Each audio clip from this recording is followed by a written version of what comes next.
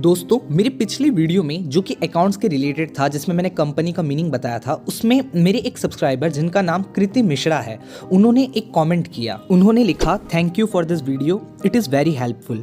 I just want a suggestion as I have completed my syllabus but revision is not done yet and I have not learn answers. I just understand it and I thought that I will make answer in my exam but most of my friends they learn everything, so I am not getting now. I should learn also start, or I should write the answer by my own, because if I will learn the whole answer I will not be able to write a long answer that is for like 8 marks. I just learned the headings, please help. I should also just learning that answer or understanding the chapter and answer is enough. तो ये बता रही हैं कि इनका syllabus हो चुका है लेकिन रिविजन अभी तक नहीं हुआ है। इन्होंने आंसर को लर्न नहीं किया, ऐसे ये लिख रही हैं। इन्होंने सिर्फ आंसर को समझा है और ये सोच रही हैं कि एग्ज़ाम हॉल में जाके जब क्वेश्चन देखेंगे तो आंसर को बनाकर वहीं पर लिख लेंगे, जो समझा हुआ है उसको बनाकर लिख लेंगे। तो अभी इनको ये समझ नहीं आ रहा कि क्योंकि आंसर को सीखना है, मेमोराइज़ करना है, या फिर आंसर को वहाँ पर जाके हम लोग सिर्फ कंसेप्ट समझ के जाएँ और एग्ज़ाम हॉल में जाकर के लिखें। तो इसका आंसर कमेंट में बताना मुश्किल था, क्योंकि क्वेश्चन भी काफ़ी बड़ा है और बहुत ही इंपॉर्टेंट और रेलेवेंट क्वेश्चन पूछा है इन्होंने, जो कि शायद आपके भी माइंड में कभी ना कभी ज़रूर आया होगा।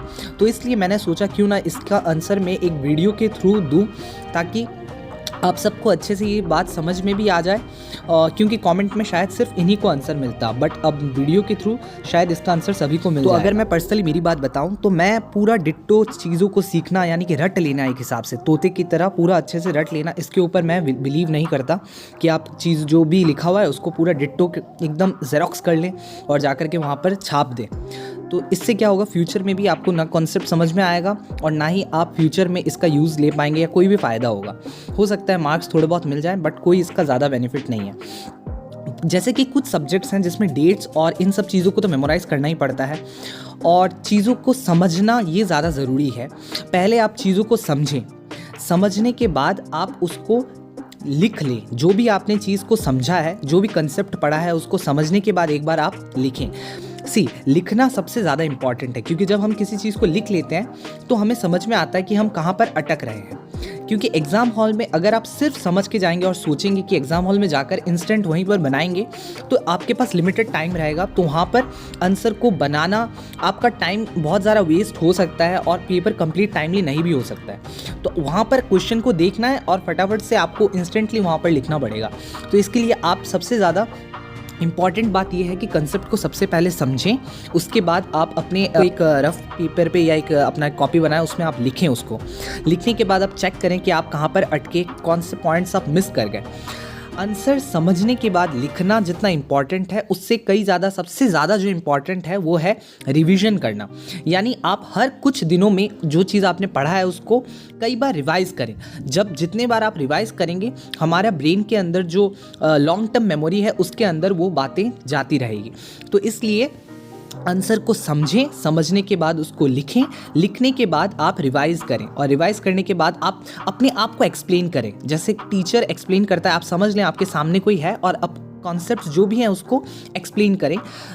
एग्ज़ाम हॉल में मैं जैसे बार बार बता रहा हूँ कि टाइम लिमिटेड है, तो आपको लिमिटेड टाइम में पेपर अटेम्प्ट करना है। तो वहाँ पर पूरा अगर आप सोच के जाएंगे कि मैं वहीं पर जाकर बना के लिखूंगा या लिखूंगी, तो वो पॉसिबल नहीं है, टाइम निकल जाएगा। 8 मार्क का आंसर है, तो इसलिए, और ऐसा भी नहीं है कि सिर्फ जितना रट के गए हैं सिर्फ उतना ही जाके छाप दिया, डिट्टो का डिट्टो वही छाप दिया, क्योंकि रटा हुआ आंसर हम लोगों को काम इसलिए नहीं आएगा क्योंकि अगर थोड़ा भी क्वेश्चन घुमा करके दिया तो आप अटक जाओगे, क्योंकि समझ में ही नहीं आएगा और क्या लिखूँ इसके बारे में। तो कंसेप्ट अगर एक बार समझ लिया तो उसके रिलेटेड हम कुछ भी अच्छे से लिख सकते हैं। तो जैसे अकाउंट्स का बात है, तो कुछ डेफिनेशंस हो गए या ऐसे कुछ चीज़ें होंगे जिसको तो मेमोराइज करना पड़ेगा। कुछ कीवर्ड्स होते हैं, उन सबको अंडरलाइन कीजिए और उन सबको याद रखिए।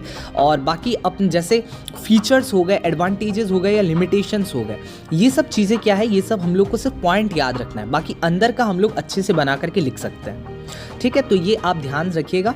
अगर आपको अपने क्वेश्चन का आंसर मिल गया हो तो आप मुझे कमेंट सेक्शन में बताएं। अगर वीडियो हेल्पफुल लगी हो तो लाइक करें और चैनल को सब्सक्राइब करें। Thank you so much for watching this video.